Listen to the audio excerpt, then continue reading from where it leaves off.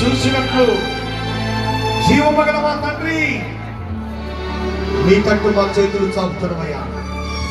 మా కుటుంబాలు దీవించబడాలని, మా దేశంలో ఉన్న ప్రజలు దీవించబడాలని, మా దేశాన్ని ఏలుబడి చేస్తున్న నాయకులు ఉన్నతమైన జ్ఞానముతో ఆరోగ్యముతో నింపబడాలని, ప్రజలను ఏ విధంగా ఏలుబడి చేస్తే బాగుంటుందో, దేశము క్షేమముగా ఉండాలని ఏ విధముగా ఆలోచన చేస్తున్నారో వారి ఆలోచనగా జ్ఞానం ఇచ్చి నడిపించండి.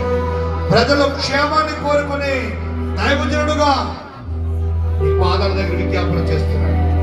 నీ పాదములు సిద్ధపరపడుతున్నాడు. నా ప్రార్థన ఆలకించండి యేసయ్య, నా మనము ఆలకించండి యేసయ్య. మా జీవితంలో ఏదైతే మేము కోల్పోయామో, కోల్పోయిన దాన్ని తిరిగి మీరు సంపూర్ణముగా ఆశీర్వదిస్తున్న మాట ఇచ్చారు. ఈ ఉదయకాల సమయంలో